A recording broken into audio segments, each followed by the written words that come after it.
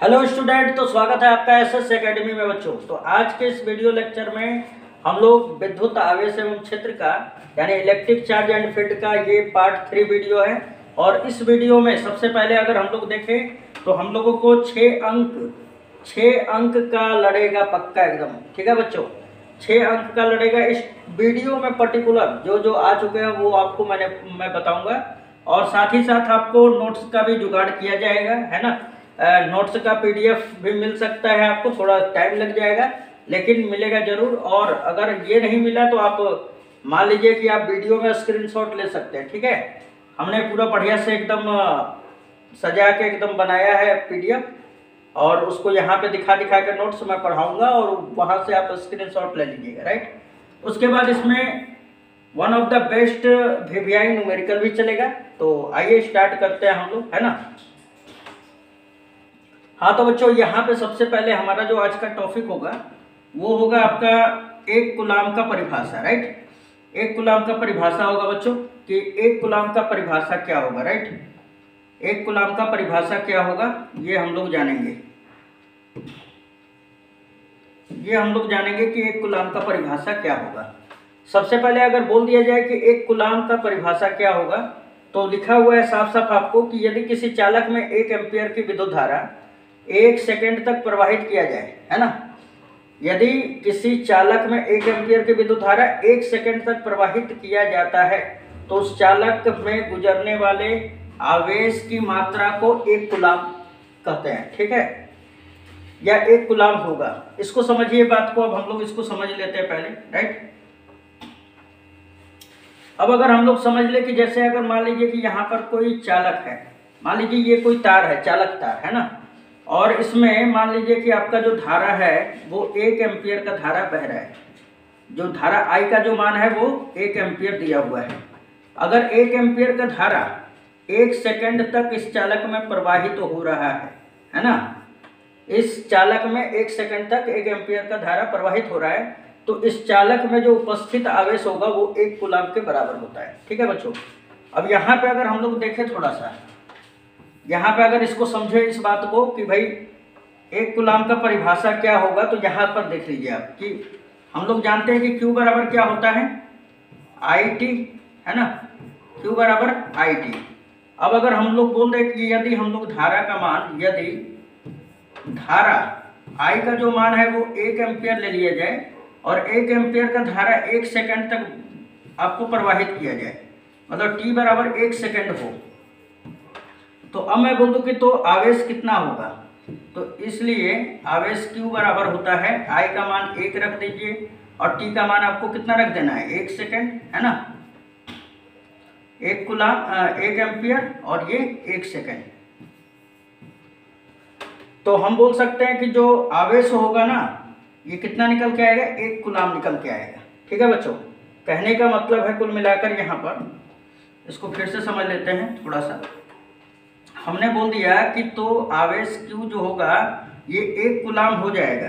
ये 1 कूलाम हो जाएगा, कब हो जाएगा बच्चों, अगर धारा I का मान 1 एम्पीयर है ना और समय जो है 1 सेकेंड लगे इसमें, तो जो प्रवाहित आवेश होगा ना उस चालक में वो कितना होगा, तो 1 कूलाम होगा, राइट। फिर से अगर हम लोग समझे कि आपका 1 कूलाम का परिभाषा क्या होगा, तो ये मान लीजिए कोई चालक है आपका, ठीक है। इसमें 1 एम्पीयर का धारा, 1 एम्पीयर की धारा 1 सेकेंड तक प्रवाहित हो, 1 सेकेंड तक प्रवाहित हो तो उस चालक में जो उपस्थित आवेश की मात्रा होती है उसे हम लोग 1 कूलाम कह देते हैं। अब अगर मैं बोल दूं कि 1 कूलाम बराबर क्या हो जाएगा बच्चों, तो 1 कूलाम बराबर 1 एम्पीयर सेकेंड हो जाता है। तो ये उम्मीद है आपको समझ में आ गया होगा, है ना। अब चलिए इसको, अब आगे हम लोग 1 एम्पीयर का परिभाषा भी पढ़ लेते हैं। ठीक है बच्चों, की 1 एम्पीयर की परिभाषा की यदि निर्वात या वायु में, है ना, यदि निर्वात या वायु में, थोड़ा और बड़ा कर लेते हैं कि ताकि आपको दिखाई दे। यहाँ पर ध्यान से देखिएगा, हमने लिखा कि यदि निर्वात या वायु में स्थित 2 सीधे लंबे व समांतर तारों में जिनके बीच की दूरी 1 मीटर हो तो एक ही विद्युत धारा प्रवाहित करने पर तारों के बीच उनके प्रति मीटर लंबाई में 10 के पावर -7 न्यूटन का बल उत्पन्न हो तो उसमें प्रवाहित धारा 1 एम्पियर होगा। फिर से एक बार और रिपीट कर दे रहा हूँ परिभाषा को, ताकि आपका थोड़ा सा इसमें लैंग्वेज समझ लीजिए, उसके बाद मैं समझा देता हूँ, आपका पूरा का पूरा दिमाग में ढुक जाएगा। ठीक है, तो 1 एम्पियर का परिभाषा क्या हमने बताया, यदि निर्वात या वायु में स्थित दो सीधे लंबे व समांतर तारों में जिनके बीच की दूरी 1 मीटर हो, एक ही विद्युत धारा प्रवाहित करने पर, एक ही विद्युत धारा मतलब अगर पहले तार में अगर आप मान लीजिए 10 एम्पियर का धारा प्रवाहित कर रहे हैं तो दूसरे वाले में भी आपको 10 एम्पियर का ही धारा प्रवाहित करना है। उनके प्रति मीटर लंबाई में 10 के पावर -7 न्यूटन का बल उत्पन्न हो तो उसमें प्रवाहित जो धारा होता है वो 1 एम्पियर के बराबर होगा।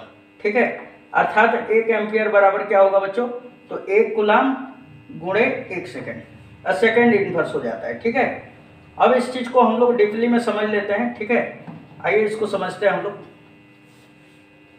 1 एम्पियर की परिभाषा हमने क्या दिया, ठीक है, क्या दिया इसके बारे में हम लोग जानेंगे।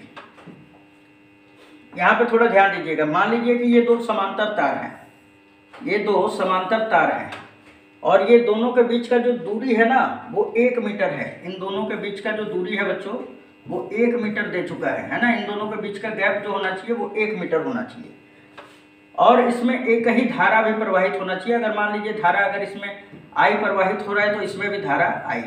अब ये जो I का मान है वो मान लीजिए कि पहले वाले तार में अगर 10 एम्पियर का धारा है तो दूसरे वाले में भी 10 एम्पियर का ही धारा रहेगा। ठीक है, तो हमने क्या बोला कि अगर दो सीधे लंबे व समांतर तार एक दूसरे से 1 मीटर की दूरी पर स्थित हो और दोनों में एक ही धारा प्रवाहित हो, एक ही विद्युत धारा प्रवाहित हो तो इन चालक के एकांक लंबाई मतलब वो 1 मीटर भी हो सकते हैं या 1 मीटर स्क्वायर भी हो सकते हैं। तो एकांक लंबाई पर जो लगने वाले बल होते हैं ना, अगर उन पर बल जो है 10 के पावर -7 न्यूटन का बल उत्पन्न होने लगता है तो इसमें जो प्रवाहित धारा का मान होता है,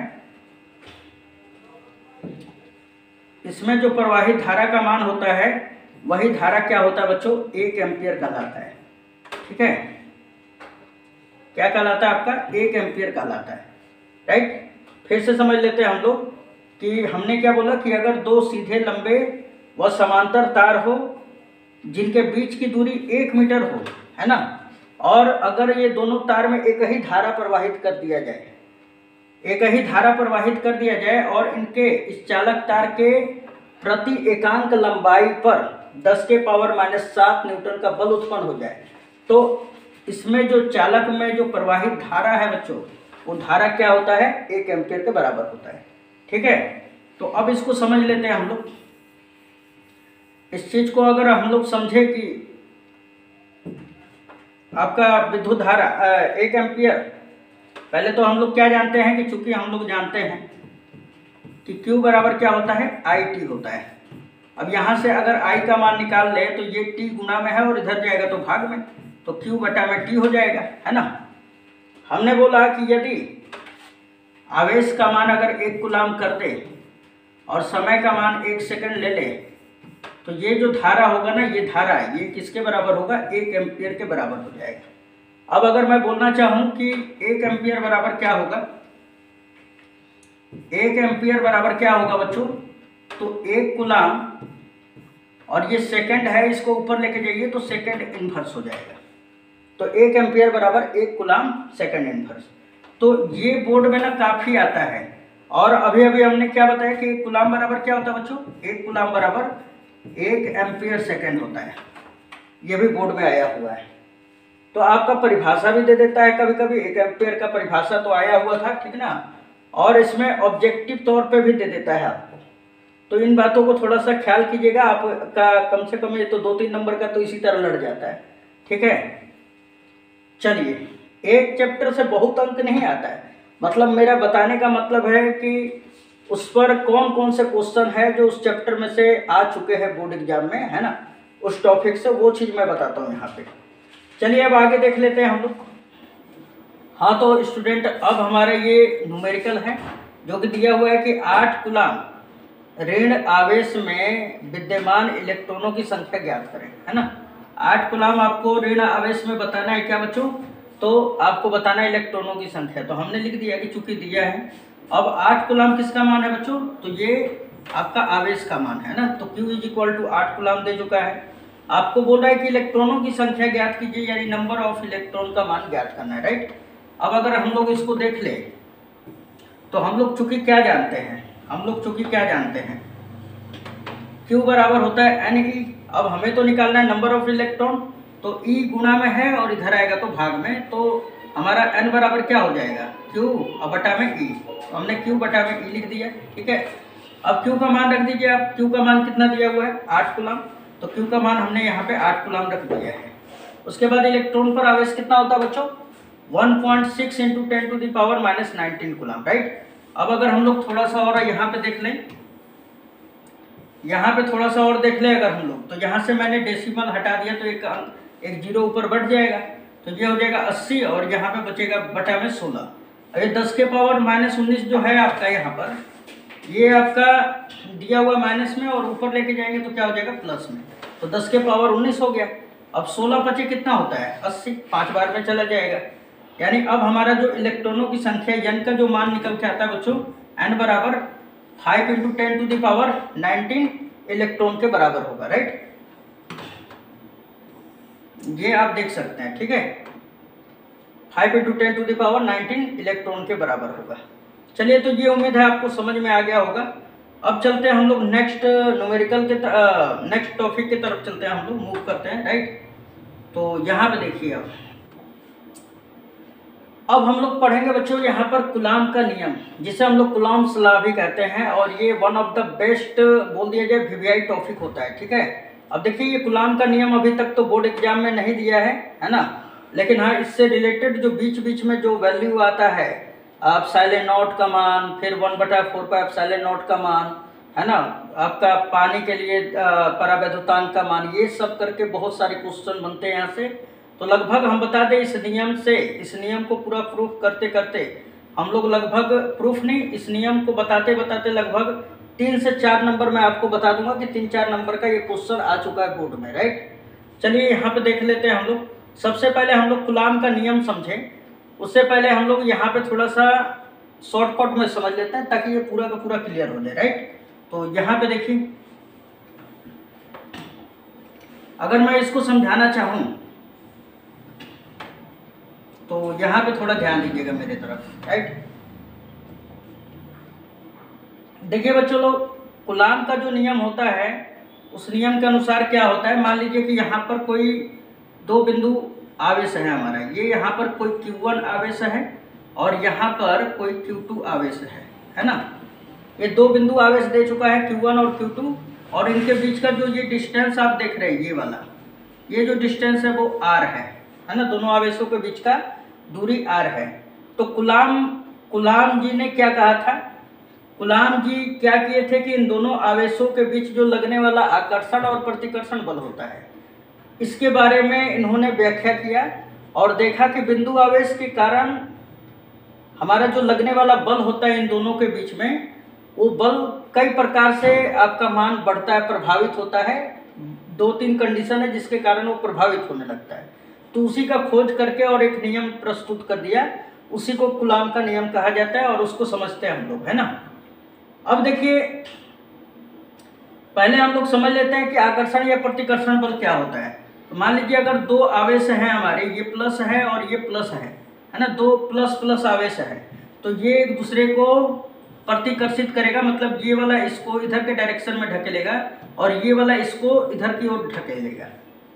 तो यहाँ पे जो लगने वाला बल होगा ना, ये F बल, वो प्रतिकर्षण बल कहलाता है। क्या कहलाता है बच्चों? प्रतिकर्षण बल कहलाता है, ठीक है। अब अगर देख लिया जाए, अगर मान लीजिए अगर यहाँ पे अगर कोई माइनस आवेश है और यहाँ पे भी कोई माइनस आवेश है, तो भी लगने वाला प्रतिकर्षण ही बल होगा, क्योंकि हमने बताया था पिछले टॉपिक में कि जो सजातीय आवेश होते हैं एक दूसरे को प्रतिकर्षित करते हैं। सजातीय आवेश मतलब दोनों आवेश प्लस हो या दोनों आवेश माइनस हो, तो ठीक है।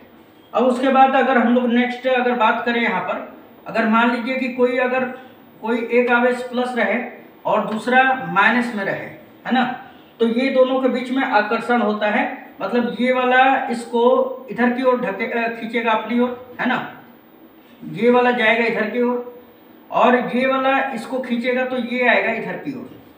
तो इस प्रकार जो बल लगता है ना, ये जो वस्तु बिहेव करते हैं, जो एक दूसरे के नजदीक आते हैं चार्ज, तो इस प्रकार को हम लोग कहते हैं आकर्षण, है ना। तो जो विजातीय आवेश होते हैं, विजातीय मतलब अलग अलग प्रकृति का, एक प्लस होगा तो दूसरा माइनस, और अगर मान लीजिए कि अगर एक माइनस में है तो दूसरा प्लस में रहेगा, तो उसको विजातीय कहते हैं। और ये दोनों में क्या होता है, परस्पर आकर्षण होता है। तो इतना क्लियर हो गया होगा कि प्रतिकर्षण बल क्या होता है और आकर्षण बल क्या होता है, ठीक है। अब चलिए समझ लेते हैं इस कूलाम के नियम को, राइट। कूलाम का नियम क्या कहता है बच्चों, यहाँ पर कूलाम का नियम कहता है कि जो लगने वाला इन दोनों बिंदु आवेश, मान लीजिए यहाँ पर एक बिंदु आवेश Q1 है और दूसरा Q2 है, यहाँ पे Q1 है और यहाँ पे Q2 आवेश है। ये दोनों के दोनों परस्पर एक r मीटर की दूरी पर रखा हुआ है, या r सेंटीमीटर, या कुछ भी आपका यूनिट ले लेते हैं, r दूरी पर रखा हुआ है। तो मैं बोल दूं कि जो लगने वाला जो कूलाम बल होगा F, है ना, इनके बीच में लग रहा होगा कूलाम बल। हो सके तो आपका ये प्लस प्लस होगा दोनों, या माइनस माइनस होगा, या एक प्लस होगा एक माइनस होगा, यही होगा। लेकिन यहाँ पे हम लोग खाली बस ये कह दें कि यहाँ पे जो लगने वाला कुल मिला के बल होगा वो आकर्षण या प्रतिकर्षण बल होगा। तो कूलाम के नियमानुसार बोला कूलाम ने कि दो बिंदु आवेशों के बीच जो लगने वाला बल होगा उन दोनों आवेशों के गुणनफल के समानुपाती होगा। ये जो लगने वाला बल है ये डायरेक्टली ये आपका समानुपाती होगा किसके, Q1 और Q2 के, ठीक है। इसको मैं अगर इक्वेशन नंबर फर्स्ट बना लूं, और क्या कहा कूलाम ने, तो पहला नियम फिर से समझ लेते हैं कि कूलाम ने क्या कहा। पहला स्टेटमेंट अपना कि जो लगने वाला आकर्षण व प्रतिकर्षण बल होता है इन दोनों आवेशों के गुणनफल के अनुक्रमानुपाती होता है, जो लगने वाला बल है। दूसरा नंबर में बोला कि जो लगने वाला बल है वो इन दोनों आवेशों के बीच की दूरी के व्युत्क्रमानुपाती के बीच की दूरी के वर्ग के, यानी कि 1/r² के व्युत्क्रमानुपाती होता है लगने वाला बल। अब इसको अगर मैं समीकरण नंबर 2 दे दूं, है ना, तो यहाँ पे समीकरण 1 और 2 से क्या निकल के आएगा बच्चों, समीकरण 1 व 2 से हम लोगों को क्या निष्कर्ष निकलेगा। अगर हम लोग 1 और 2 से अगर निष्कर्ष निकालना चाहें कि क्या निकलेगा, तो देखिए F और F के बदले में तो एगो F आ जाएगा, है ना, समानुपाती दोनों में है तो एक समानुपाती ले लेते हैं। यहाँ पे Q1 Q2 है तो Q1 Q2 ले लिया हमने, ठीक है। और यहाँ पे देख लिया जाए तो r² बटे में आ जाएगा क्योंकि 1 का गुणा इसमें हो जाएगा, है ना। तो लगने वाला जो बल F था वो समानुपाती हो गया Q1 Q2 बटा में r², और यही एक्चुअल में हमारा कूलाम का नियम है। समझ में आया बच्चों। अब चलिए इसको हम लोग इसको कर लेते हैं, थोड़ा सा डीपली में पढ़ लेते हैं, है ना। यहाँ पे नोट्स मैंने बगल में आपको दिखाया है, इसको अच्छी तरह से समझ लेते हैं। नोट्स पे मैंने लिख के रखा है इसी चीज को।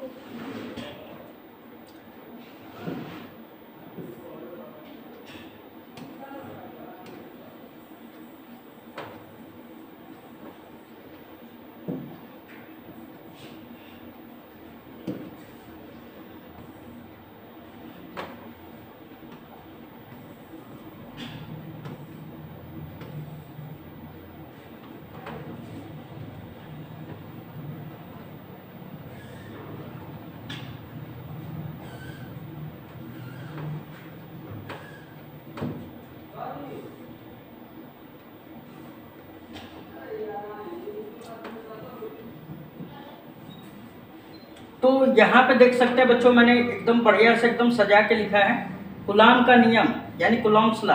यहाँ पे देखिए एक Q1 मैंने आवेश ले लिया है, ठीक है। यहाँ पे हमने एक Q1 आवेश ले लिया है,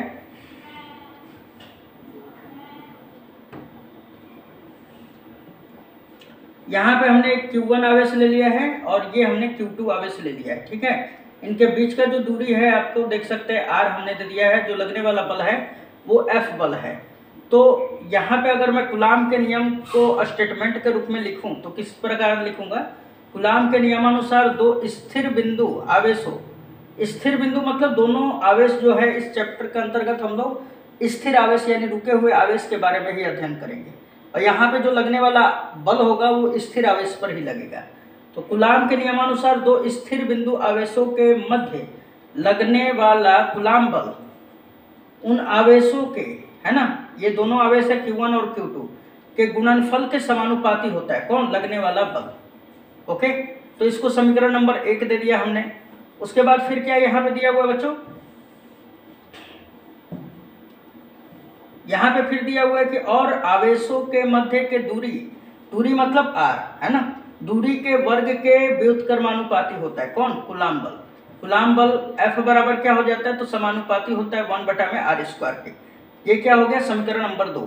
अब हमने बात कर लिया समीकरण 1 और 2 से क्या निकल के आएगा बच्चों यहाँ पर, तो हमने लिख दिया यहाँ पे कि समीकरण 1 व 2 से F दोनों में है, तो F यहाँ पे ले लिया मैंने। और यहाँ पे देखिए Q1 Q2 है, तो हमने Q1 Q2 ले लिया।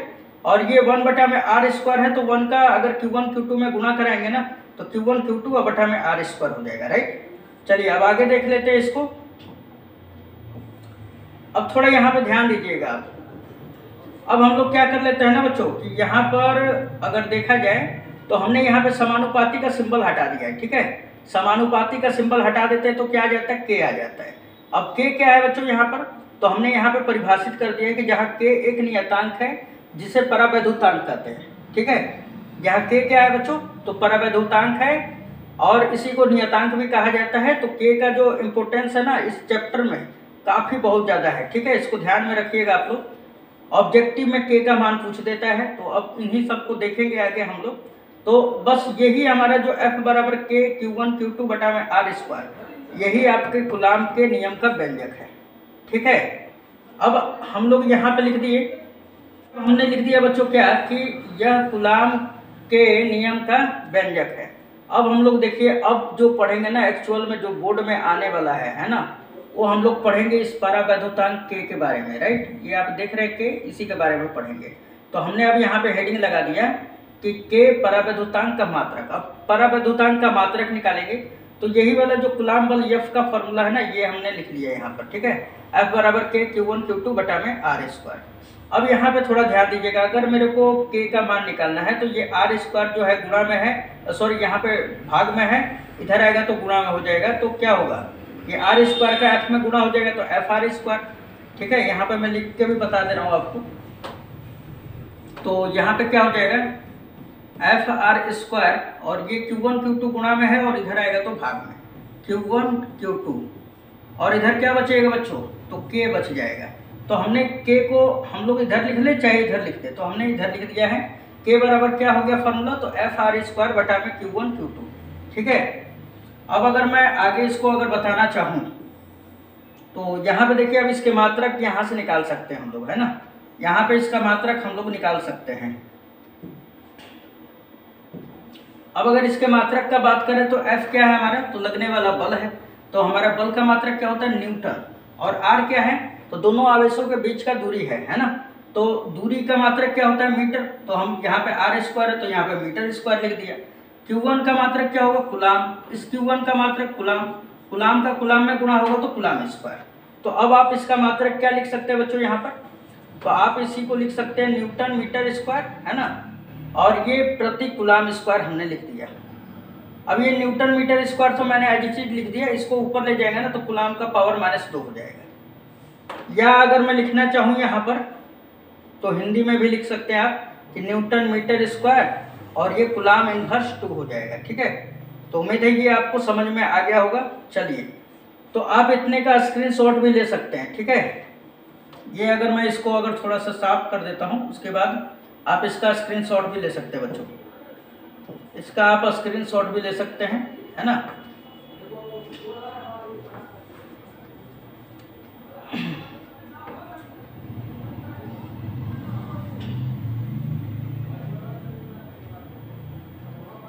आप इसका स्क्रीनशॉट भी ले सकते हैं, ठीक है। तो ले लीजिए आप। ओके, तो ये हो गया होगा आप लोगों का।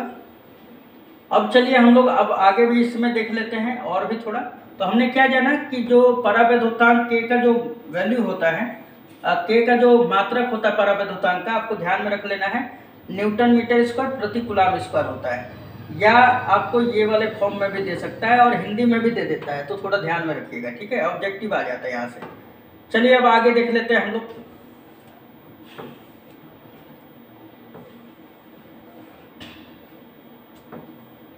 हाँ, तो यहाँ पे देखिए अब बच्चों, अब आगे हम लोग पढ़ते हैं, ठीक है। अब के मान के बारे में थोड़ा सा बात कर लेते हैं कि भाई के का वैल्यू कितना कितना होता है, ये हम लोग जानेंगे। तो यहाँ पे देखिए थोड़ा सा, के बराबर होता है 1/4πε0, ठीक है। के बराबर 1/4πε0। अब अगर मैं के का मान निकालना चाहूँ, ठीक है बच्चों, यहाँ पे देखिएगा। अब अगर मैं के का मान निकालना चाहूँ कि के बराबर क्या होगा, तो अभी अभी हम लोगों ने देखा कि के बराबर 1/4πε0 होता है। अब अगर यहाँ पे मान रखे कि 1/4 और पाई का मान कितना होता है 3.14, है ना, और इंटू ε0 का मान देखिए बच्चों, इसको अभी ध्यान में रखना पड़ेगा 8.85 और गुणे 10 के पावर -12, ठीक है, कूलाम स्क्वायर प्रति न्यूटन मीटर स्क्वायर होता है। जब आप एक में इन सभी का गुणा करके और भाग देते हैं ना, तो ये लगभग आ जाता है 9 गुणे 10 के पावर 9। और परावैद्युतांक का मात्रक क्या होता है बच्चों, तो न्यूटन मीटर स्क्वायर प्रति कूलाम स्क्वायर, ठीक है। तो आपको यहाँ से क्या सीख मिल रहा है कि जो के होता है आपका 1/4πε0 के बराबर होता है, और इसका जो इन सभी को कैलकुलेट करने के बाद जो वैल्यू मिलता है वो 9 गुणे 10 के पावर 9 न्यूटन मीटर स्क्वायर प्रति कूलाम स्क्वायर होता है। अब अगर मैं बोलूँ आपसे, यहाँ पे क्वेश्चन कभी कभी ये भी पूछ देता है, थोड़ा और भी इसको जान लेते हैं हम लोग। अब अगर मैं बोलूँ यहाँ पर कि कभी कभी ऐसे भी दे देता है कि देखिए के बराबर क्या था हमारा, तो 1/4πε0 था, है ना, और इसका मान हमने बताया कि 9 गुणे 10 के पावर 9 होता है। तो कभी कभी ये ना देखे, है ना, ये वाला ना देखे आपको, ये वाला ना देखे, ठीक है, और ये खाली केवल ये दे देता है आपको, जैसे 1/4πε0 बराबर क्या होगा, तो आपको ध्यान दे देना है कि 1/4πε0 का भी मान कितना होता है, इतना ही होता है, ठीक है। तो ये उम्मीद है आपको समझ में आ गया होगा। अब ये ε0 क्या होता है, अब इसके बारे में भी पढ़ेंगे। तो यहाँ पे अब आ जाते हैं, थोड़ा देख लेते हैं, राइट। यहाँ पे देखेंगे बच्चों, यहाँ पे देखिए, तो वही वाला चीज हमने यहाँ पे लिख दिया है कि के जो है आपका, के बराबर क्या होता है, के बराबर होता है 1/4πε0, और इसका जो वैल्यू होता है कैलकुलेट करने के बाद 9 गुणे 10 के पावर 9 न्यूटन मीटर स्क्वायर प्रति कूलाम स्क्वायर होता है, ठीक है। अब अगर जब देखा जाए कि के का तो मान हमारा इतना हो गया, इसको तो याद कर लेना है आप लोगों को। अब जो लगने वाला कूलाम बल था, है ना, F बराबर वो क्या था, तो के Q1 Q2 बटा में R स्क्वायर। तो के का हमने मान क्या रख दिया बच्चों, तो 1/4πε0, है ना, के का मान क्या रख दिया, 1/4πε0 रख दिया। उसके बाद फिर 1/4πε0 का मान किसके बराबर था, तो आप देखिए ये वाला मान किसके बराबर है, 9 गुणे 10 के पावर 9, तो इसके जगह पे हमने ये वाला रख दिया मान, ठीक है, और ये पूरा का पूरा उसी तरह उतार दिया। तो जो लगने वाला बल F होगा ना, वो इतने न्यूटन के बराबर होगा, ठीक है। तो अब से अब न्यूमेरिकल के दृष्टि से आपको जो याद करना है ना, वो ये वाला चीज याद करना है, ठीक है। डायरेक्टली आप लगा के और निकाल सकते हैं आप, ठीक है।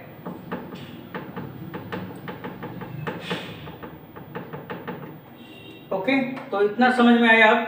अब यहाँ पे देखिए कि यहाँ पे हम लोग देख रहे हैं कि ε0 यहाँ पे आ रहा है बच्चों, ε0। तो ε0 क्या होता है, तो ε0 को हम लोग वायु या निर्वात की विद्युतशीलता कहते हैं। ε0 का जो मान ε0 क्या होता है, तो वायु या निर्वात की विद्युतशीलता कहलाता है। अब ε0 का अगर मान का बात करें ना बच्चों यहाँ पर, तो 8.85 × 10⁻12 कूलाम स्क्वायर प्रति न्यूटन मीटर स्क्वायर होता है, ठीक है। अब ये ε0 का मान कैसे आता है बच्चों, तो यहाँ पे थोड़ा सा इसके बारे में भी हम लोग थोड़ा सा डिस्कस कर लेते हैं, ठीक है। तो यहाँ पे देखिए, अब मैं यहाँ पे भी थोड़ा बता दूँ ε0 का मान। अच्छा, अभी अभी हम लोगों ने क्या जाना, अभी अभी हम लोगों ने क्या जाना कि 1 में अब के बराबर हम लोग जान रहे थे कि अभी 1/4πε0, है ना, और ये वैल्यू जो था आपका 9 गुणे 10 के पावर 9 के बराबर था। ठीक है, अब अगर मैं इसको अगर इस चीज़ को अगर मैं डिले कर दूँ, छोड़ दूँ, तो देखिए 1/4 पे एप्सिलॉन नॉट 9 गुणे 10 के पावर 9 के बराबर होगा। तो अब क्या करते हैं ना कि ये एप्सिलॉन नॉट को यहाँ पे लेके आते हैं और इस चीज़ को यहाँ पर, तो 1/4 पाई और multiply by 9 into 10 to the power 9 हो जाएगा। एप्सिलॉन नॉट को वहाँ पे भेज दीजिए, तो एप्सिलॉन नॉट हो गया। अब अगर मैं पाई का मान रख दूँ 1/4 और गुणे पाई का मान अगर 3.14 रखूँ और गुणे 9 गुणे 10 के पावर 9 ले लूँ, ये बराबर एप्सिलॉन नॉट के बराबर होगा। तो जब आप इसमें इसका इस सब का गुना करा के अगर जब डिवाइड करते हैं ना हम लोग, तो यही मान जो होता है 8.85 गुणे 10 के पावर -12 कूलाम स्क्वायर प्रति न्यूटन मीटर स्क्वायर के बराबर आ जाता है। तो ये हमारा इस प्रकार एप्सिलॉन नॉट का मान आ जाता है।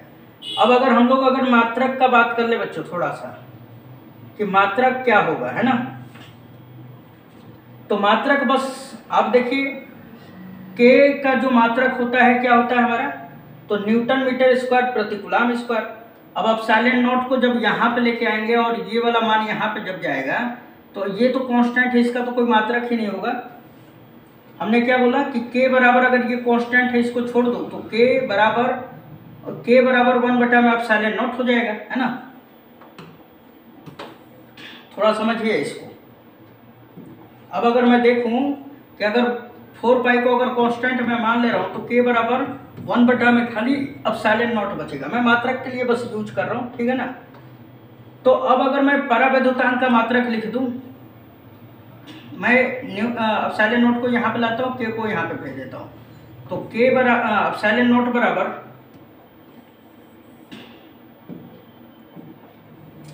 एप्सिलॉन नॉट बराबर क्या हो जाएगा बच्चों, तो 1 में के हो जाएगा। के का मात्रक क्या है, तो के का मात्रक रखिए 1 में के का मात्रक क्या था बच्चों, तो न्यूटन मीटर स्क्वायर प्रति कूलाम स्क्वायर।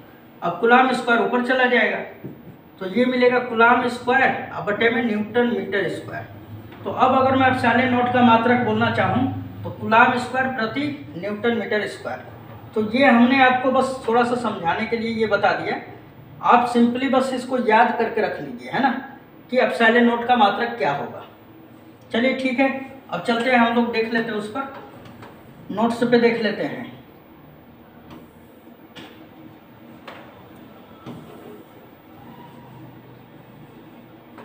तो हमने यहाँ पे डिप्ली में लिख दिया बच्चों, यहाँ पे देख सकते हैं आप,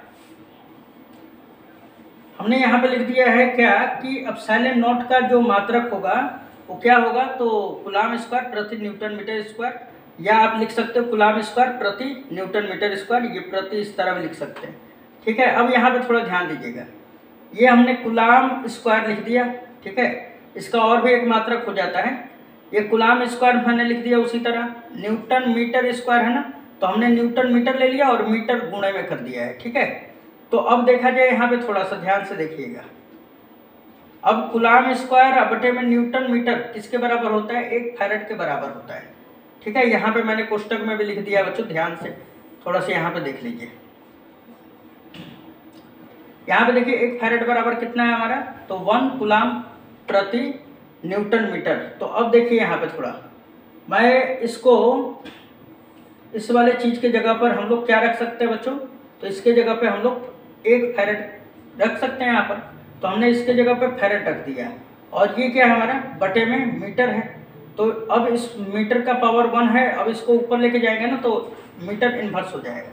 तो अब अगर मैं बोलूँ कि आपका एप्सिलॉन नॉट का एक और मात्रक क्या होगा, तो बच्चे फैरेड मीटर इन्वर्स हो जाता है। इसको हिंदी में भी लिख लीजिएगा, ये वाला बोर्ड एग्जाम में ना बहुत बार दिया हुआ है, ठीक है, बिहार बोर्ड में खास करके ये दिया हुआ है, तो इसको ध्यान में रखिएगा आप। चलिए अब आगे देख लेते हैं हम लोग। तो अब अगर मैं बोलूँ यहाँ पे थोड़ा सा इसका अगर आप लेना चाहेंगे तो आप इसका स्क्रीनशॉट ले सकते हैं आप, ठीक है। यहाँ पे मैं थोड़ा साफ कर देता हूँ इसको, यहाँ पे देखिए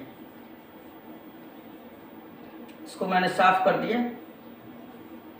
कि ताकि आपको उतारने में इसको समझने में कोई दिक्कत ना हो, ठीक है बच्चों। चलिए तो आप इसको स्क्रीनशॉट कर लीजिए एक बार, ओके, तो कर लिए होंगे। अब चलिए आगे देखते हैं।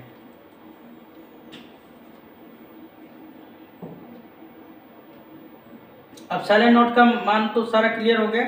अब इसके आगे देखिए बच्चों, थोड़ा सा इसको भी देखना जरूरी है हमारा। तो अब अगर मैं बोलूं यहाँ पे बच्चों की F निर्वात बराबर क्या होता है, कूलाम बल, मतलब निर्वात में कूलाम बल, जो दो बिंदु आवेश हैं अगर वो निर्वात में रखे हो, जहाँ आपका बोल दिया जाए कि वायु के कोई भी कण नहीं पाए जाते हैं, तो जो लगने वाला कूलाम बल होगा वो किसके बराबर होगा, तो 1/4πε0 Q1 Q2 बटा में r²। ये पॉइंट डाल के लिखा हुआ है जो कि आपको जानना जरूरी है। अगर पूछती है कि निर्वात में कूलाम बल क्या होगा तो आपको पता रहना चाहिए कि भाई इतना ही होता है। ठीक है, इसका जो मान होता है बच्चों कितना होता है, अभी अभी हमने बताया है कि 9 × 10⁹ और Q1 Q2 बटा में r² होता है। अब यदि अब यहाँ पे थोड़ा ध्यान दीजिएगा, ये F निर्वात में हमारा इतना मान हो गया। अब अगर हम लोग थोड़ा सा बात करें कि यदि माध्यम एप्सिलॉन r हो, है ना, अगर मान लीजिए दो बिंदु आवेश है और उनके बीच में अगर कोई माध्यम एप्सिलॉन r भर दिया जाए, जैसे माध्यम के रूप में मोम भर दिया जाए, अभ्रक भर दिया जाए, ये सब आपका कोई माध्यम होता है। ठीक है, पानी भर दिया जाए, क्या है जो भी है वो भर दीजिए, तो फिर क्या होगा, कूलाम बल। तो वही हमने लिखा कि यदि माध्यम एप्सिलॉन r हो तो F माध्यम बराबर क्या हो जाता है बच्चों, तो हमने यहाँ पे लिख दिया है, यहाँ पे हमने लिख दिया कि F माध्यम बराबर 1/4πε0 लिखना है, और साथ ही साथ जो माध्यम है आपका उसको बगल में लिख देना है, एप्सिलॉन नॉट के बाद एप्सिलॉन r भी लिख देना है, उसके बाद Q1 Q2 अपॉन में r²। तो जो माध्यम में कूलाम बल होगा बच्चों लोग, अगर एप्सिलॉन r अगर कोई माध्यम है तो उसको यहाँ पर बगल में लिख देना है, बाकी वही सब फॉर्मूला रहेगा, कोई दिक्कत नहीं है। अब देखा जाए अगर ना, तो थोड़ा सा यहाँ पर थोड़ा ध्यान दीजिएगा, हमने क्या किया कि 1 बटा में एप्सिलॉन r को अलग कर लिया। ठीक है, यहाँ पे देखिए, यहाँ पे अगर मैं दिखाना चाहूँ आपको,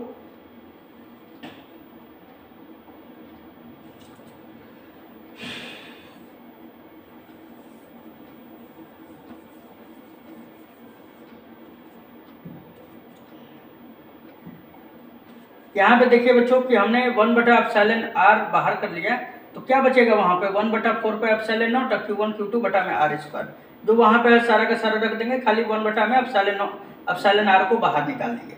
अब देखा जाए तो ये F माध्यम बराबर क्या हो जाएगा बच्चों, तो ये वाला तो हमने उसी तरह लिख लिया, और ये किसके बराबर था, तो आप इसको देखिए ध्यान से, ये वाला जो चीज़ है हमारा F निर्वात के बराबर है ना। F निर्वात किसके बराबर है, तो 1/4πε0 Q1 Q2 बटा में r² के। तो हमने इस जगह पे क्या लिख दिया, यहाँ पर क्या लिख दिया हमने, तो F निर्वात। तो अब देखिए F माध्यम बराबर क्या मिलेगा, तो 1 बटा में एप्सिलॉन r और F निर्वात। तो ये आपको रिलेशन ध्यान में रखना है कि F माध्यम बराबर F निर्वात का एक में गुणा होगा तो F निर्वात और बटा में एप्सिलॉन r। तो ये रिलेशन भी आपको ध्यान में रखना है कि अगर आपके पास, अगर मान लीजिए कि F निर्वात में कूलाम बल का मान पता है, तो आप माध्यम में, किसी माध्यम में मान लीजिए एप्सिलॉन r माध्यम है, उसमें अगर आप निकालना चाहेंगे कूलाम बल, तो आराम से ये रिलेशन लगा के निकाल सकते हैं। ये कभी कभी ऑब्जेक्टिव में भी दे देता है बच्चों, तो ये सब ध्यान में रखिएगा थोड़ा सा। ठीक है, हाँ तो बच्चों ये देखिए, अब की बार ये जो है आपका one of the best numerical है आपका, है ना, जो कि आपका 2 नंबर में आ चुका है, ऑब्जेक्टिव में भी आ चुका है, तो थोड़ा इसको ध्यान दिया जाए, है ना। यहाँ पे बोला है कि किसी वस्तु पर 10⁻13 इलेक्ट्रॉन तथा 10⁵ पॉजिट्रॉन, है ना, प्लस दिया हुआ है तो पॉजिट्रॉन मानना है आपको, आवेश है, कोई वस्तु है जिसपे 10⁻13 इलेक्ट्रॉन है और तो आपका 10⁵ पॉजिट्रॉन है उस वस्तु पर, तो वस्तु पर कुल आवेश आपको बताना है कि कुल आवेश क्या होगा। देखिए ये इलेक्ट्रॉनों की संख्या को हम लोग, या पॉजिट्रॉनों की संख्या को हम लोग n से सूचित करते हैं। तो यहाँ पे इलेक्ट्रॉनों की जो संख्या है बच्चों कितना दे चुका है, 10⁻13 इलेक्ट्रॉन। तो हमने लिख लिया है कि चूंकि दिया है इलेक्ट्रॉनों की संख्या को हम लोग n से डिनोट करते हैं। अब चूंकि ये इलेक्ट्रॉन है तो इसलिए इलेक्ट्रॉन का भी मान दिया हुआ है और आपका पॉजिट्रॉन का भी संख्या दिया हुआ है। तो पहले वाले को n1 नाम दे देते हैं, n1 बराबर 10⁻13 इलेक्ट्रॉन, है ना, और आपका n2 बराबर क्या हो जाएगा, 10⁵ पॉजिट्रॉन के बराबर होगा। अब मैं बोलूँ आप लोगों से, तो वस्तु पर कुल ऋणावेश कितना होगा। अगर मान लीजिए कि अगर किसी वस्तु पर इलेक्ट्रॉन भी है, अगर कोई वस्तु है इसके ऊपर इलेक्ट्रॉन भी है आपका, और पॉजिट्रॉन भी है।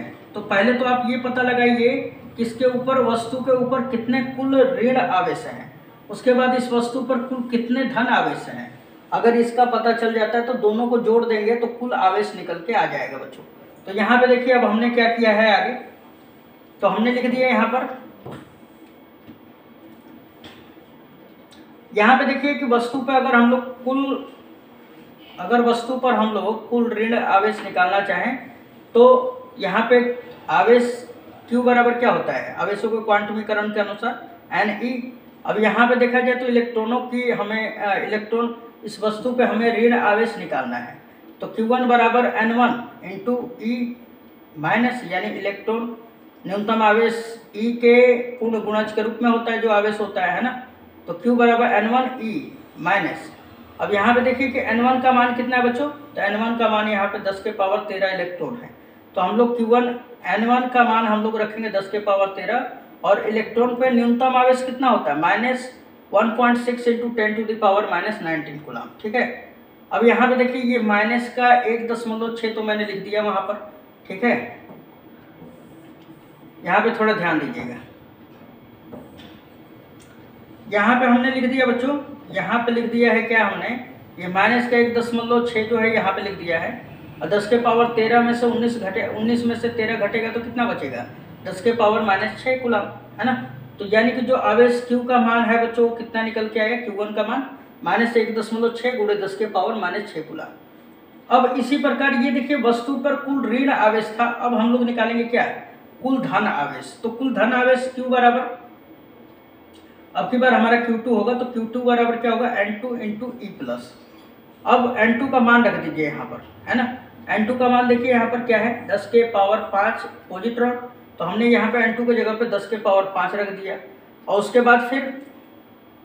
बाद इलेक्ट्रॉन पर चाहे पॉजिट्रॉन पर न्यूनतम आवेश कितना होता है, तो 1.6 गुणे 10 के पावर माइनस 19 कूलम। और ध्यान देना है जो पॉजिट्रॉन होता है ना उस पर उतना ही आवेश होता है जितना इलेक्ट्रॉन पे होता है, लेकिन उस पर माइनस में होगा और इस पर प्लस में होगा, तो इस पर प्लस में हमने लिख दिया है। उसके बाद देखिए 1.6 हमने लिख दिया, 10 के पावर माइनस 19 में से 5 घटा देंगे तो कितना बचेगा, 10 के पावर माइनस 14 कूलम, राइट। अब देखिए जब हमारा, देखिए यहाँ पे ध्यान से, कुल ऋण आवेश आ गया और कुल धन आवेश आ गया, तो मैं बोल दूं आप लोगों से कि तो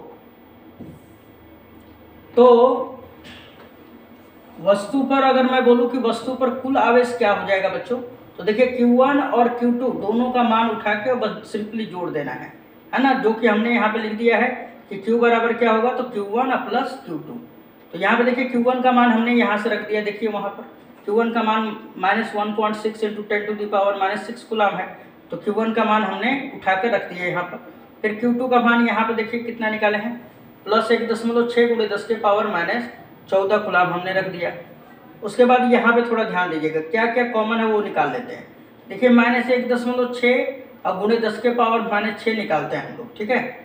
तो यहाँ से मैंने ये पूरा का पूरा निकाल दिया, बाहर कर दिया हमने, तो यहाँ पर कुछ नहीं है तो 1 बचेगा, है ना। और यहाँ पे प्लस यहाँ पे मैं माइनस निकाला हूँ ना, तो ये पोर्शन जो होगा +1 हो जाएगा। और यहाँ से जब हम लोग ये माइनस का निकालेंगे ना, तो यहाँ पे देखिए प्लस है तो क्या आ जाएगा, माइनस आ जाएगा, ठीक है।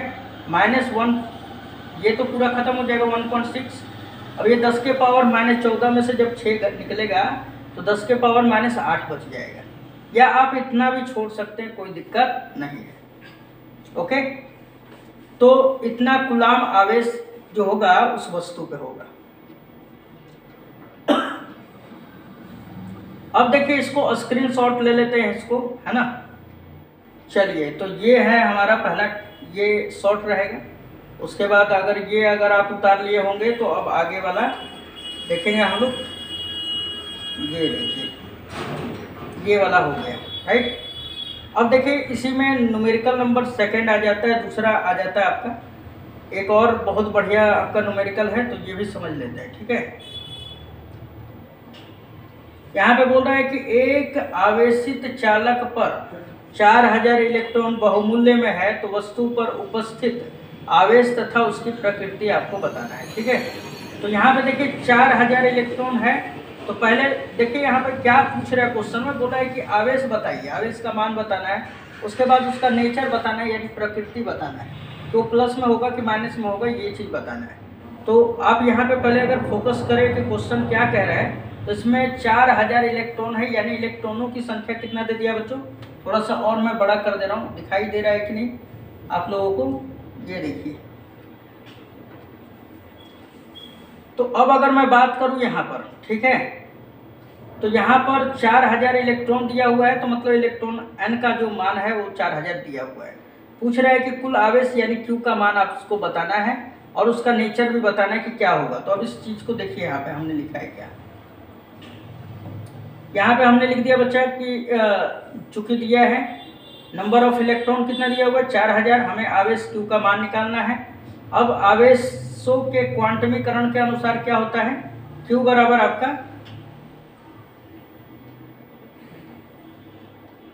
यहाँ पे देखिए थोड़ा सा,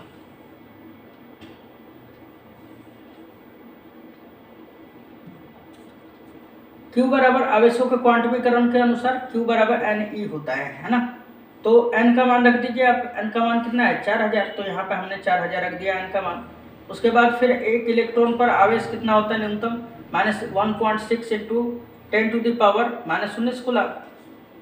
इलेक्ट्रॉन पर बोला है ना उसमें क्वेश्चन में कि जो आवेश है, जो आपका इलेक्ट्रॉन है वो 4000 इलेक्ट्रॉन बहुमूल्य में है। तो इलेक्ट्रॉन का बात कर रहे हैं तो इलेक्ट्रॉन पे आवेश क्या होता है, माइनस में होता है, ऋणावेश। तो यहाँ पे हम लोग 4000 रखे, 4000 को क्या लिखेंगे 4, और यहाँ पे देखिए 3 जीरो है तो 10⁻³ लिख दिया मैंने गुणे में, और फिर ये माइनस जो है मैंने आगे कर दिया है, और फिर 1.6 लिख दिया, फिर 10⁻⁻19। अब यहाँ पे देखा जाए तो 16 चौके 64 होगा, यानी -6.4, और 10⁻19 में से -19 में से 3 घटा देंगे तो कितना हो जाएगा 10⁻−16 कूलम। अब अगर हम लोग देखें बच्चों यहाँ पे थोड़ा सा कि अब इस आवेश की प्रकृति भी बताना है कि नेचर क्या होगा, तो यहाँ पे माइनस दिखाई दे रहा है तो हम बोल देंगे प्रकृति क्या होगा, ऋण आवेश होगा। तो उम्मीद है बच्चों ये सारा वीडियो लेक्चर आपको समझ में जरूर आया होगा। आप इसका स्क्रीनशॉट भी ले सकते हैं इस न्यूमेरिकल का, है ना। इस न्यूमेरिकल का मैंने साफ कर दिया यहाँ पर, आप इसका स्क्रीनशॉट ले सकते हैं। और किसी भी प्रकार का कोई दिक्कत हो तो आप हमें कमेंट करके ज़रूर बताएं, और कैसा लगा वीडियो ये भी बताएं बच्चों। और दूसरा नंबर, अपने दोस्तों साथियों में ये वीडियो जरूर शेयर कीजिए कि ताकि उनका भी हेल्प हो सके। चलिए तो मिलते हैं नेक्स्ट वीडियो में, धन्यवाद।